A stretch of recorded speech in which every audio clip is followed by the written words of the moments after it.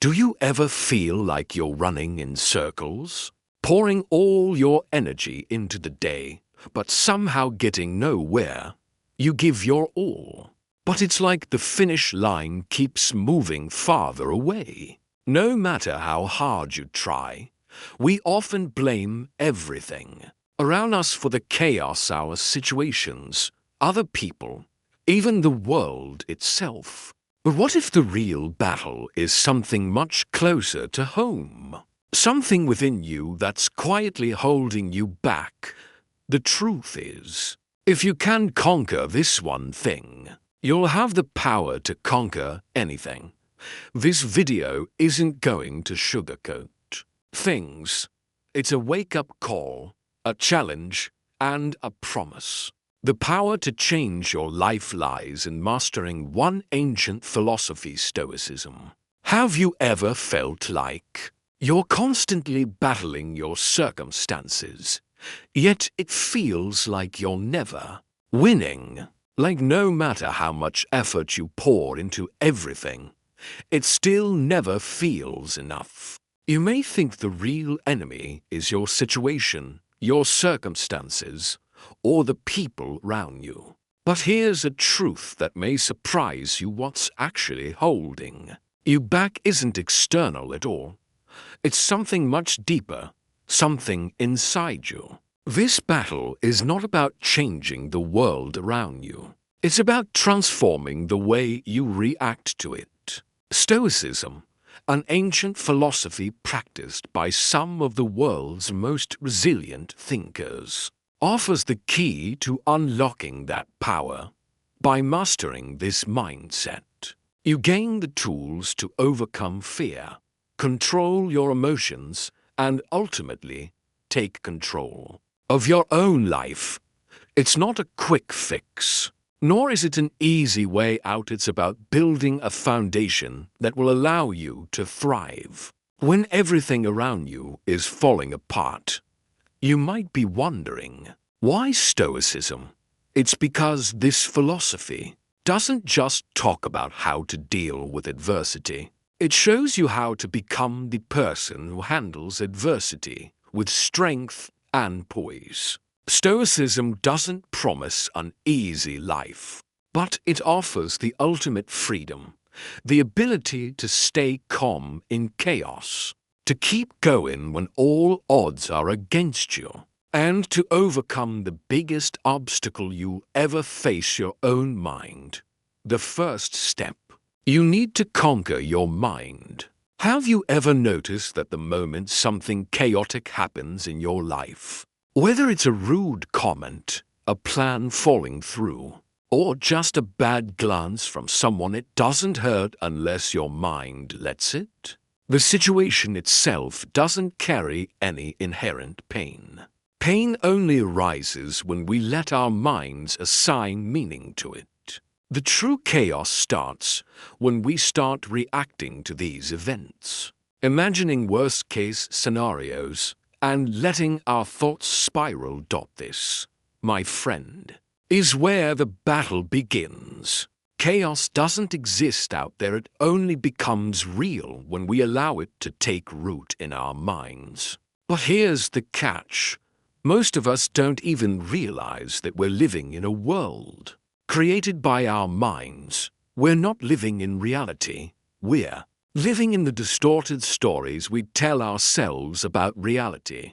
When someone doesn't respond to your message, your mind starts to tell you that they're ignoring you. When you miss a deadline, you immediately believe you're a failure. A single missed opportunity can snowball into a future filled with regret.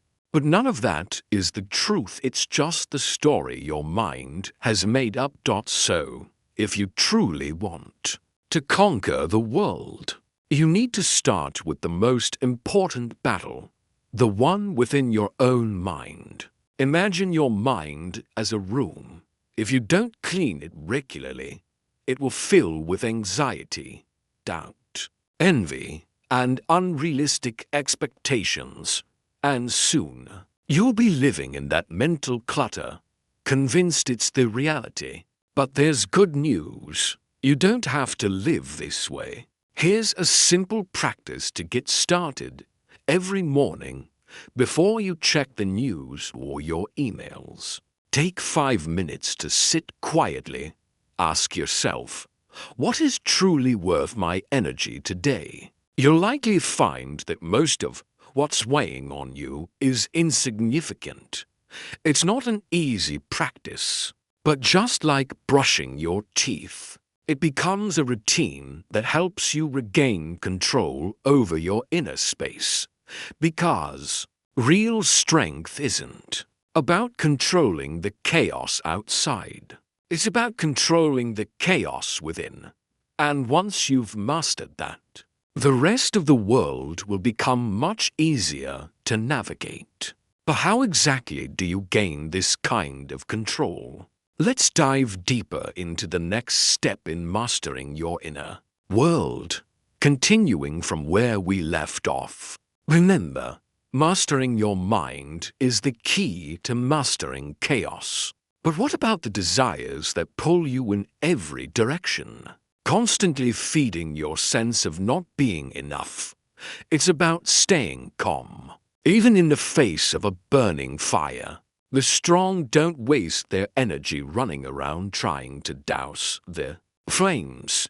Instead, they learn how not to burn in the first place. No one is born with a fully mastered mind, but anyone, at any time, can begin by recognizing that critical moment, when they're reacting instead of choosing how to respond.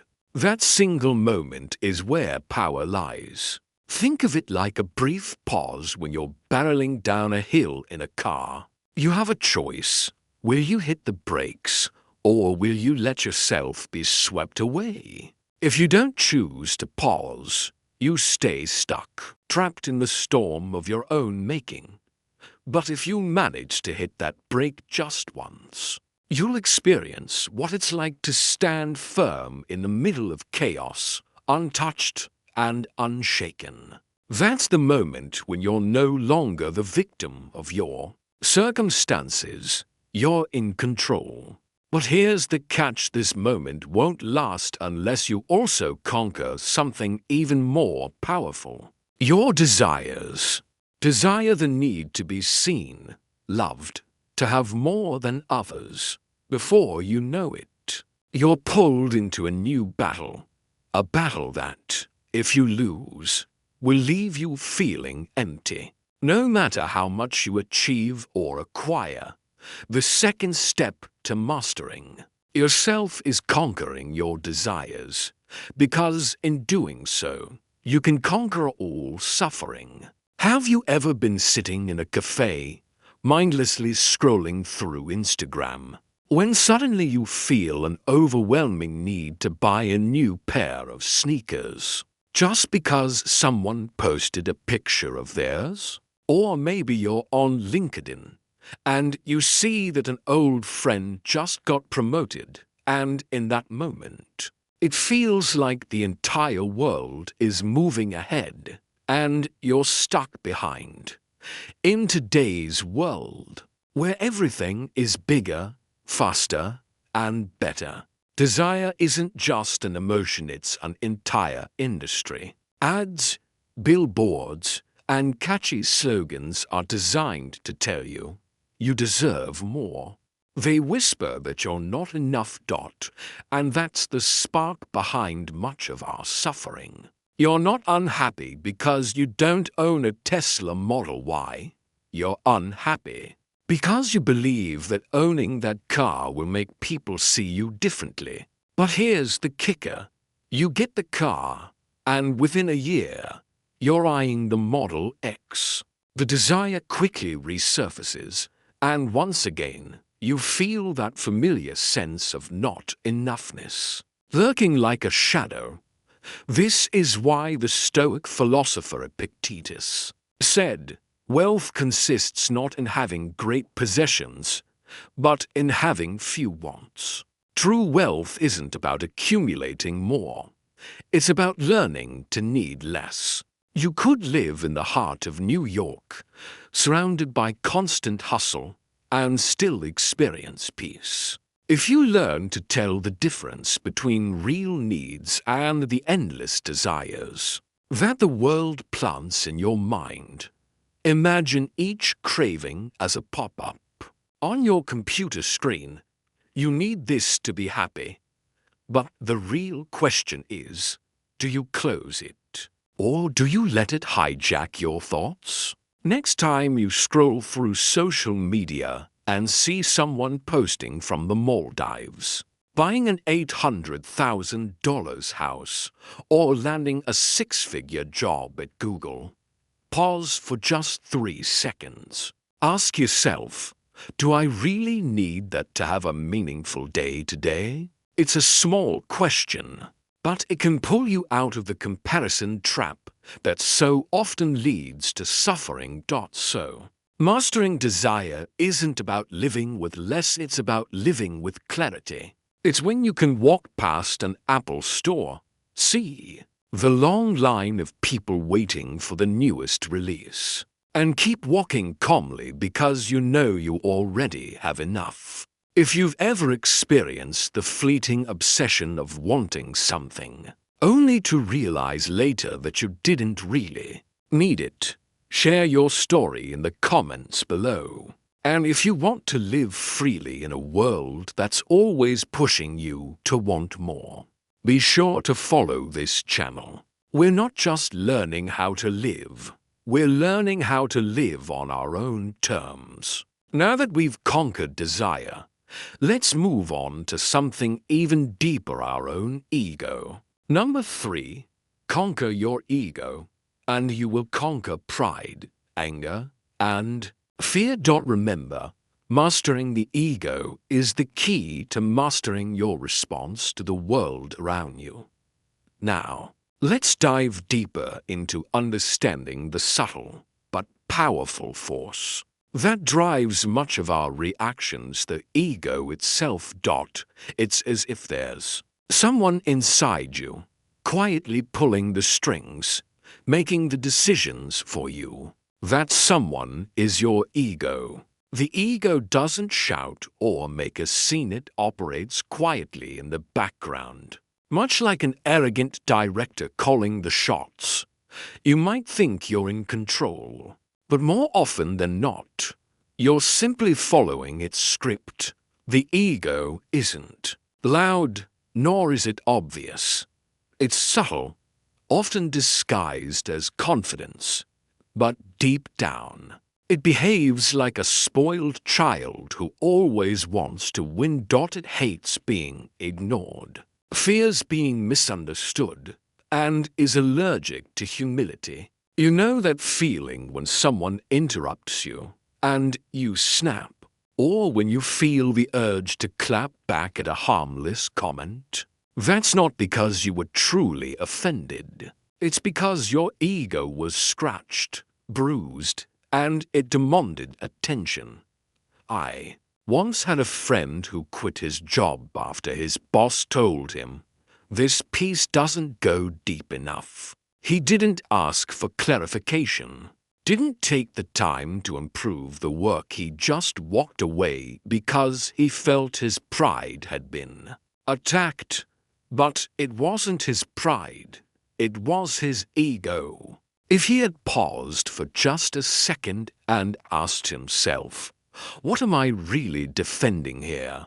My values or my vanity? Things might have played out very differently.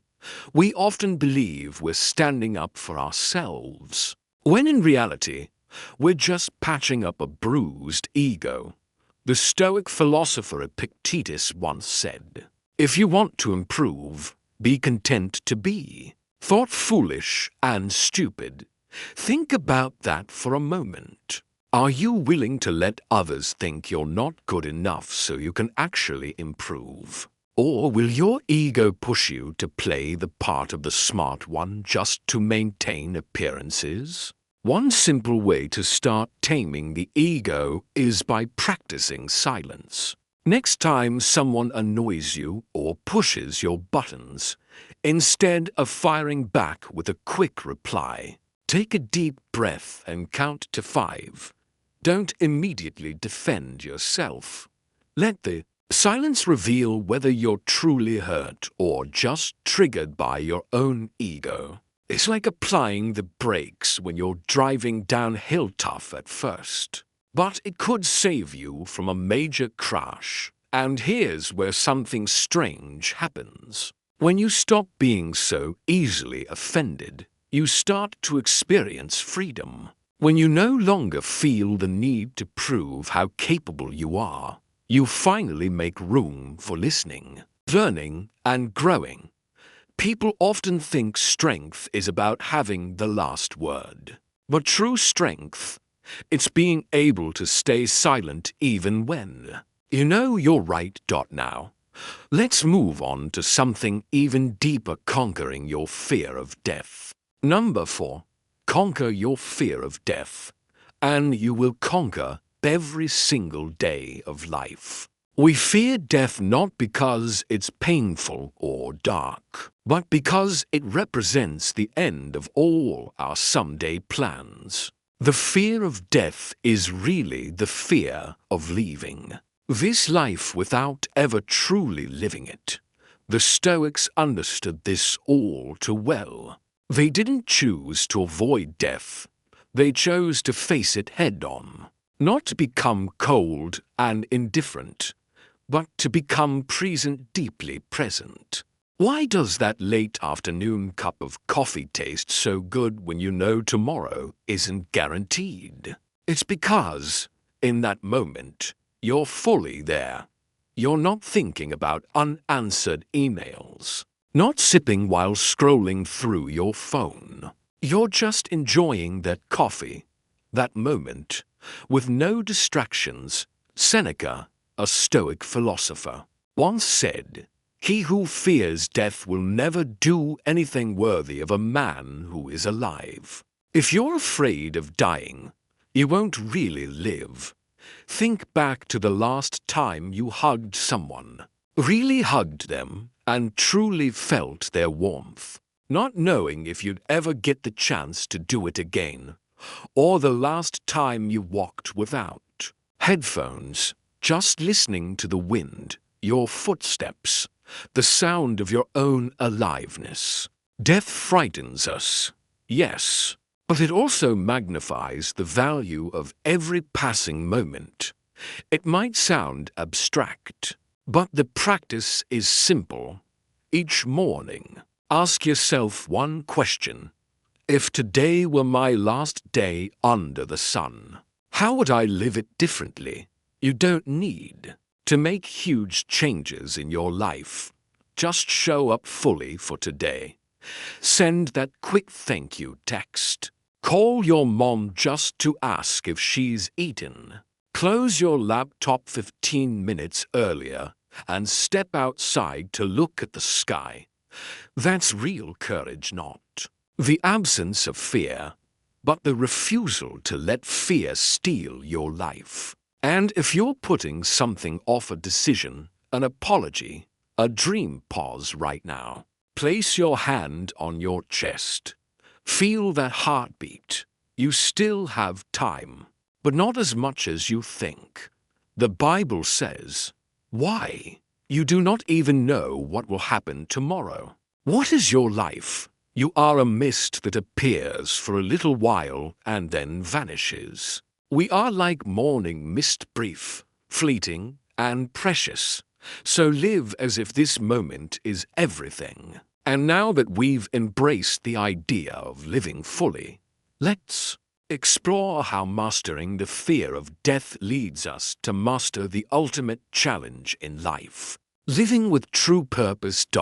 As we continue our journey of mastering ourselves, remember that true power doesn't come from controlling everything around you, but from conquering the internal battles that shape your world.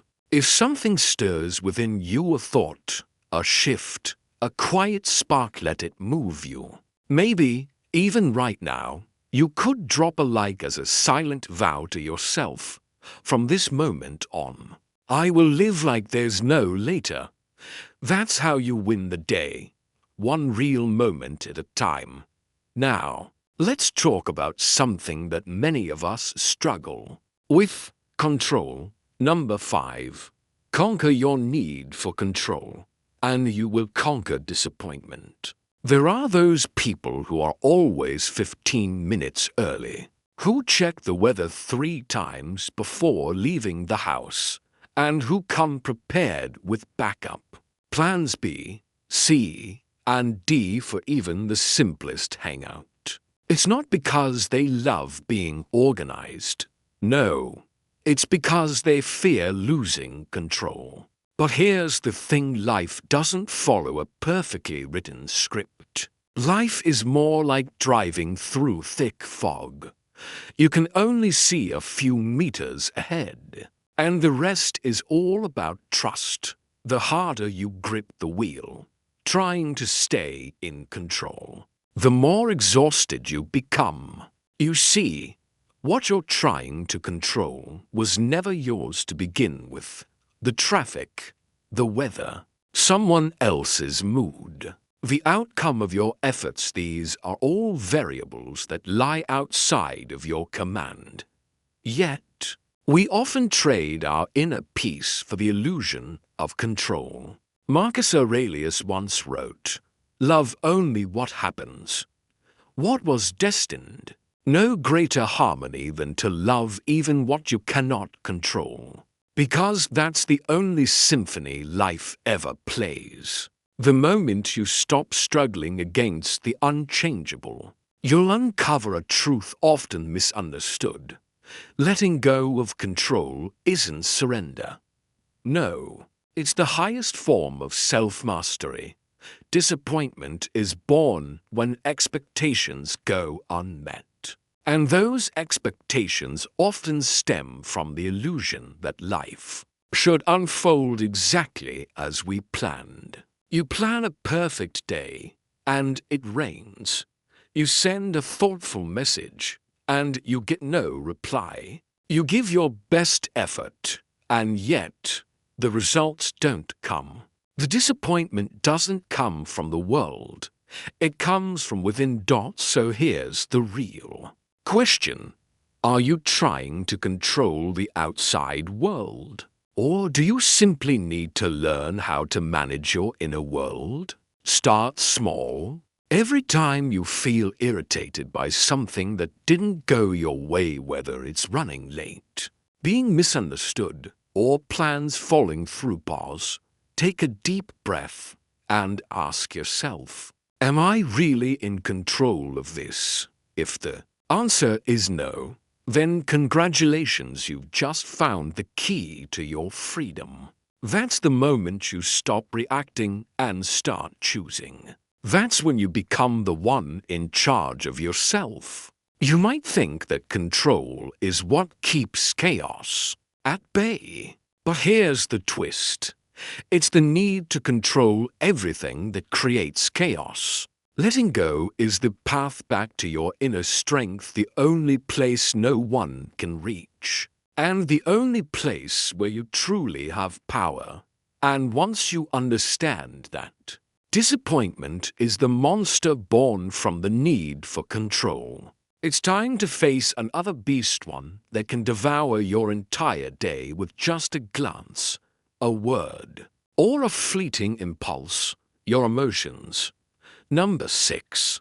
Conquer your emotions, and you will conquer your reactions. Imagine you're in the middle of a heated argument, and someone throws a harsh insult your way. Most people would immediately fire back, raise their voice, maybe even slam their fist on the table. But some will just smile, not because they're weak, but because they understand something deeper. Getting angry doesn't make you stronger, it just makes you a puppet, dancing on someone else's strings. Here's the twist. The one who smiles, who remains calm, may look like they're doing nothing, but they've already won. They've won because they didn't let their emotions pull them down from their position of control. Stoicism doesn't teach us to suppress our emotions. That's not only pointless, but dangerous. Instead, it teaches us to observe them. Think of it like being a seasoned soldier sitting calmly before a storm, knowing that panic will shatter the whole unit. Emotions are like kids in the back seat of a car. You don't duct tape their mouths, but you sure as hell don't hand them the wheel either. Let them speak, but let reason decide where you're going. The real problem: we often blame the situation. I'm mad because he disrespected me. I'm sad because they left me. But the truth is, that's not the issue.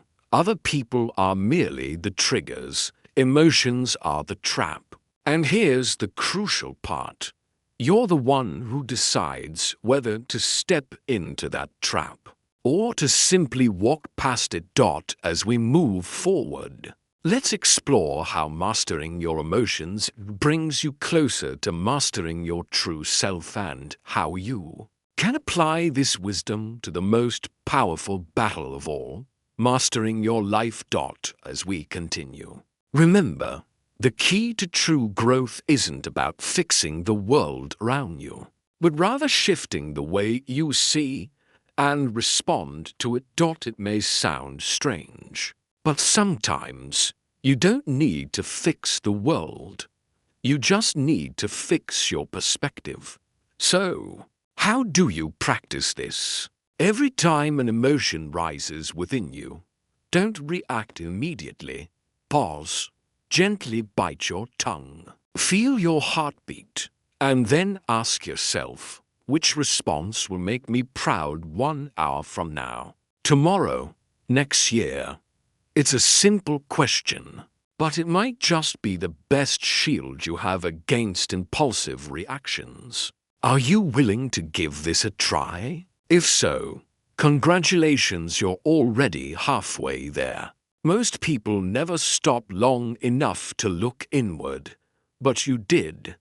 You're still here, choosing growth over blame, and that deserves respect. Keep going. Every next step is a piece of the puzzle, a piece of the map that leads to true inner freedom.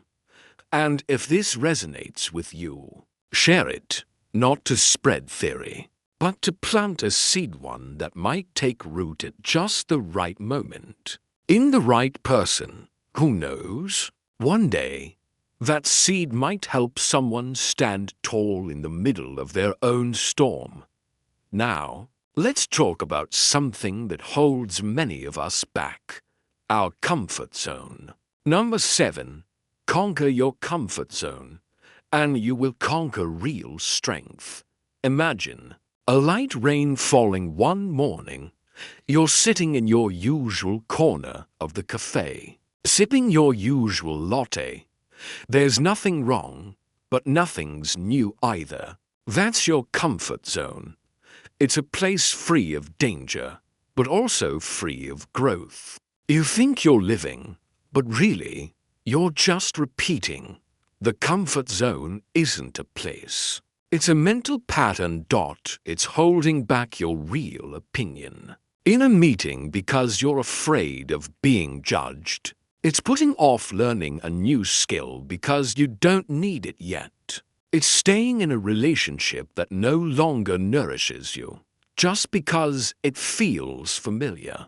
The trap isn't fear, it's the lie you tell yourself by calling it peace. Here's the truth. No one grows stronger in comfort. Muscles only build under strain. And your mind works the same way. It only gets tougher when you face the unfamiliar. Think about it. When was the last time you truly felt proud of yourself? Chances are, it was after something hard. The presentation you stressed over. The job you turned down because it wasn't right. Or the moment you spoke honestly even though it felt uncomfortable. Epictetus once said, "Difficulties are things that show a person what they are." It's Not in the calm that you discover who you are, but in the storm. Who are you when things go wrong? How do you respond to rejection, failure, or shame? That's the truest reflection of you. So, start small. Next time you eat out, skip your usual order. In the next meeting, share that idea you're unsure about. Practice saying, "I don't know," instead of just nodding along. Message the old friend you've been meaning to reconnect with all year. These aren't big acts, but they build your mental muscle. They teach you to do things even when you're not sure you're ready. These are small reps of courage. Here's something most people won't tell you. The older you get, the thicker your comfort zone becomes. You have more to lose, which is exactly why stepping out matters more than ever. Every small move outside the familiar is a step toward the person you could become. Because when you stop living to avoid risk, you start living to create meaning. Now, let's turn our attention to something that many of us struggle with, yet we rarely acknowledge: the need for validation. Number 8. Conquer your need for validation, and you will conquer your freedom. We don't need anyone to lock us up. Often, we do it to ourselves, trapped by our craving for approval, a compliment, a like, "You're amazing." Without these external affirmations, many of us feel empty, even invisible. But here's the paradox. The more we live to be seen, the further we drift from who we really are. It's like squeezing your feet into someone else's shoes because they're trendy, only to end up blistered and limping. Marcus Aurelius once wrote, "It never ceases to amaze me. We all love ourselves more than other people, but care more about their opinion than our own." A brutal truth for every time you stayed silent out of fear of judgment. Let's take this further. Are we living to impress others, or are we living for ourselves? The real freedom begins when we stop living for approval and start living for truth.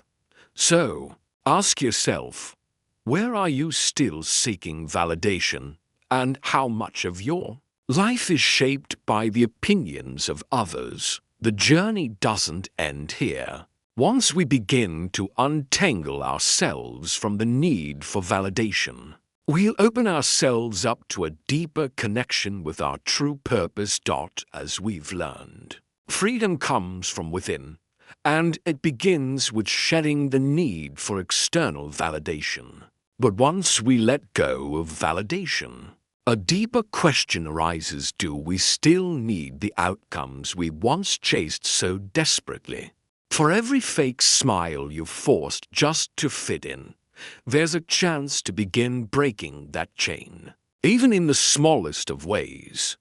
Next time you post a photo, don't check how many likes it gets. When catching up with someone, listen first, before trying to prove how busy or important you are. Buy clothes because you like them, not because they're in style. The more your actions come from within, not needing applause or validation from others, the lighter you will feel. It's like shrugging off a backpack you didn't even realize you'd been carrying for years. Try living just one day as if no one is watching. There's no need to show off, no need to leave a trail. Then ask yourself, am I being real? Or am I just performing a version of me, designed to be liked? Jesus once said, "Woe to you when everyone speaks well of you, not because praise is inherently bad, but because if everyone approves of you, it might mean you've edited your truth too much just to stay loved." Instead of asking, "What do people think of me?" ask yourself, "Am I being true to myself?" Freedom isn't about everyone liking you. It's about when you stop needing them to. And once you no longer seek validation from others, you'll enter a powerful silence where you no longer need to shout to prove your worth. From this space of silence, another deeper question emerges. If I no longer crave applause, do I still need the outcomes I once chased? This leads us to the next step, entangling your identity from results. A place where anxiety no longer has the final say. Let's dive into it. Number 9. Conquer your attachment to outcomes, and you will conquer anxiety. You plan carefully. You work hard. You pour your heart into a goal. But when things don't go as expected, no orders come in, your boss doesn't praise you, or the person you texted doesn't reply, it all feels like it falls apart. Not because you're lazy or incapable, but because you've tied your self-worth to something you can't control, the outcome. Think of it like casting a fishing rod into the sea and staring at the surface, hoping a fish will bite right away. But you forget what you can control is how you cast the rod, not whether the fish shows up. We get overly attached to results because we believe they define who we are. If we didn't get picked, we think we're not good enough. If we didn't get the raise, we assume we're falling behind. But outcomes are shaped by countless factors beyond us: other people's moods, timing, the market, and sometimes plain luck. Judging ourselves by results is like letting the weather decide how we feel each day. Maybe you cleaned the house from top to bottom and your family barely noticed. Maybe you posted something heartfelt and no one liked it, leaving you feeling discouraged. You pulled back. But ask yourself, are you living from your truth or just chasing applause? Letting go of outcomes doesn't mean giving up. It means you stop being controlled by them. And this can start with small steps. If you cook a good meal today, be proud because you cared, not because someone complimented it. If you send out a job application, feel good because you prepared well and then let the rest go. There's a powerful paradox here. People often achieve more when they're no longer obsessed with achieving. Why? Because they're lighter, clearer, and more open. They write to express, not to impress. They act because it feels right, not because they need approval. So, the next time you start something, whether it's a call, a project, or even a confession, pause and ask yourself, if this doesn't turn out the way I hope, will it still feel worth it? If the answer is yes, you're moving from freedom. And freedom doesn't buckle under pressure. If you're ready to step out of the cage called results, drop a comment below. I act, not attach. Let's embrace this new way of living, free from the chains of expectation. As we continue, remember, every action we take is shaping our future. It's not just about big moments. It's about how we handle the small ones that define us. Let it be the moment you choose peace over pressure. Number 10. Conquer your habits, and you will conquer your destiny. Every morning, 2 versions of you wake up. One version scrolls through the phone for 20 minutes because I'm still tired. They sluggishly brush their teeth, grumble while making coffee, and drag themselves into the day. The other version, still you, gets up on time, folds the blanket, drinks a glass of water, sits quietly for 5 minutes, and begins the day like it matters. The difference isn't in genetics, circumstances, or talent. It's in your habits. And habits begin with discipline. What you do repeatedly is what defines you. Not the title on your social media profile. Not the ideals in your head. Not the grand plans in your notebook. Want to know who someone really is? Watch their mornings. Watch how they react when things don't go their way. Watch what they do when no one's looking. These aren't moments of inspiration. They're the operating system that runs underneath. And that system is called disciplined habits. The Stoics never asked you to be extraordinary. They only asked, can you do the right thing even when no one's watching? When there's no reward and no motivation? Epictetus didn't need a stage. He needed only a will that wouldn't give in to laziness. He reminded us that no great thing is created suddenly. Greatness isn't born from a single burst of inspiration. It's built slowly, through small actions you're disciplined enough not to quit. Sounds simple, right? Try living with discipline for just 1 week. You'll see that the hardest thing isn't climbing mountains. It's saying no to your phone at 11 p.m. It's getting out of bed when it's raining. It's cooking instead of ordering takeout. It's writing 500 words a day, even when no one's asking you to. Then you'll realize discipline doesn't kill freedom, it gives it. Freedom from feeling useless. Freedom from the cycle of delay. Freedom from the version of yourself that always chooses the easy way out. In behavioral psychology, this is called identity-based habits. When you go for a morning walk, you're not just exercising. You're telling yourself, I'm someone who keeps their word. When you study a skill every night, you're not just learning. You're wiring your brain to believe. I'm someone who doesn't give up easily. Slowly, those habits begin to shape your fate. Most people who complain about their fate are just repeating the same old habits and calling it personality. They're not powerless. They just lack the discipline to reshape themselves, one day at a time. Real change isn't glamorous. It doesn't require a trip to Bali or a self-help seminar. It just needs you to sit down, open that notebook, and do what you promised last week. Habits are like a quiet, sharp saw. They can either cut through your limits or cut off the future you've dreamed of. How will you choose to hold the saw? Number 11. Conquer your grudges, and you will conquer inner peace.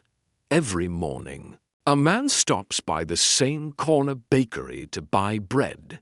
The shop owner, for reasons unknown, always greets him with a scowl, tossing the loaf onto the counter without a word. On rainy days, the owner seems annoyed. On busy days, his glare turns icy. Yet, the man keeps coming back day after day. He always greets politely, pays for his bread, and quietly leaves. One day, a friend asks, "Why do you keep going there?" The owner clearly isn't kind. The man simply smiles and says, "I'm buying bread," not his attitude. We often carry something heavy inside us: resentment. Someone once spoke badly about us. A loved one disappointed us. A stranger looked at us with disdain.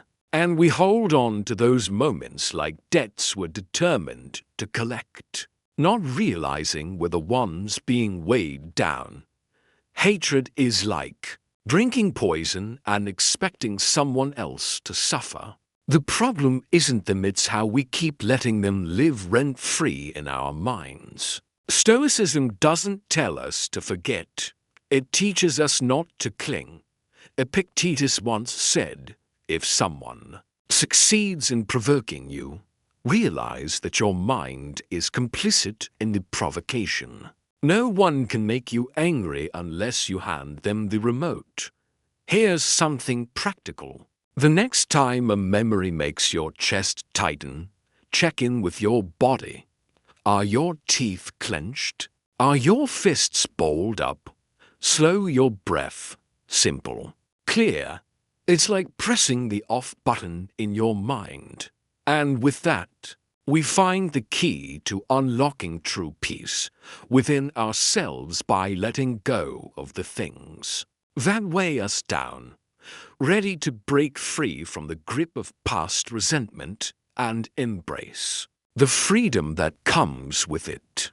Let's explore what happens next when we do as we continue. Remember, true freedom comes from letting go of what weighs us down: resentment, grudges, and even the excuses we make to avoid growth. Resentment needs energy to survive. If you stop feeding it, it fades. A friend of mine was once betrayed by someone she loved.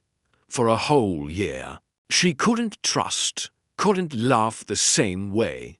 Not because he still mattered, but because she kept him alive inside her. Every memory was self-inflicted pain. She carried that weight, day after day. Then one day, she made a decision. She deleted his photos, unfollowed him, and erased the playlist that reminded her of him. She didn't do this out of weakness, she did it out of strength. She chose lightness. Hate doesn't disappear simply because you try to forgive. It disappears when you realize you deserve a life that isn't burdened by someone else's shadow. Forgiveness isn't always about grand gestures. Sometimes it's simply choosing not to replay the story anymore, not to forget, but to stop, giving it air. And once hate no longer controls your thoughts, you become clear-headed enough to notice something else that's been quietly holding you back: your excuses. Excuses don't shout like anger, and they don't burn like bitterness, but they linger, quietly persistent, always ready to be uncovered. Are you ready to face them? Number 12. Conquer your excuses, and you will conquer your potential. Do you know what really holds people back from growing? It's not a lack of time, and it's not a lack of opportunity. It's the excuses, the ones that sound completely reasonable. And that's exactly the problem. I don't have the money to start. It's not the right time. I'm just not the type. Sound familiar? The truth is, if you're looking for a reason not to act, there will always be plenty, and they will feel real, because you're the one who created them. There's a woman I know who loves baking. At first, she said she couldn't start because she didn't have an oven. Then, after buying one, she said she didn't have the perfect recipe. Once she figured that out, it was the kids, the small apartment, the lack of space for orders. Years went by. Meanwhile, another friend of hers just as busy launched an online bakery. Orders flooded in. The difference wasn't talent. It was who stopped making excuses and started doing the work. We often think excuses are obstacles, but really, they're more like a warm blanket. They keep us cozy with the idea that we're not failing, just not trying yet, not successful, just don't have the time, fell short. Well, It's not because we weren't committed, it's because we simply didn't have the opportunity. It sounds safe, doesn't it? But the price of that comfort is the future you say you want. Here's a simple trick. Next time you're about to put something important off, say your excuse out loud. I'm not working out today because I'm too tired. Or I'll start that project later because I don't have time right now. Say it out loud, and you'll hear the truth in it. You'll realize how flimsy that excuse really is, and maybe, just maybe, it'll push you to take that first step. This isn't about perfection. It's about taking action. Every small step forward counts, and with each step, you'll find the momentum you need to push past the comfort zone and into the life you want. Are you ready to stop making excuses and start making progress? If so, let's move forward and unlock the next piece of your journey. As we've explored so far, the real challenge isn't the world around us, but mastering the inner world we control. Let's dive deeper into breaking free from the chains that keep us from the life we deserve. The difference between saying I'm too busy and I'm just lazy is huge, isn't it? When you call your excuse by its real name, it loses its power. It's easy to disguise laziness as busyness, but deep down, we know the truth. It's not the lack of time. It's the lack of will. When we call it what it is, we strip away its hold over us. Seneca once wrote, "It is not because things are difficult that we do not dare. It is because we do not dare that they are difficult." Hard things aren't always hard. They stay hard because you haven't started. The challenge isn't in the task itself, but in overcoming that first step of courage. So, think about it. What have you been putting off this week? Learning a new skill, making that important call, updating your resume. The real question isn't should I do it? It's how much longer am I going to repeat the same story? If you're thinking, I'll start tomorrow, that's your cue to begin today. One small step, one move against the current. That's how you begin to break free from your excuses and step into the life you've always known you're capable of living.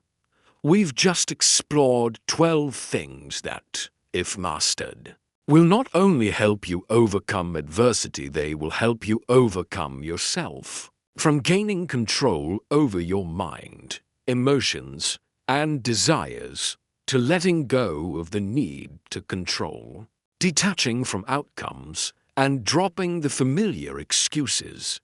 Each one is like a door, leading you toward a stronger, wiser, and freer version of yourself. Stoic philosophy never promises that life will be easy, but it provides you with the tools to face whatever comes with unshakable strength. It teaches you to stop being a victim of your circumstances and start becoming the guide of your own path. And if there's one thing worth mastering first, it's your inner world. Because once you've claimed control over what's within, nothing outside can shake you. If this video has resonated with you, but you haven't hit the like button yet, now's your chance. Let us know your thoughts in the comments. Your perspective helps this channel grow. And don't forget to subscribe. There's so much more Stoic wisdom coming your way. Practical, powerful, and deeply transformative. We'll see you in the next one.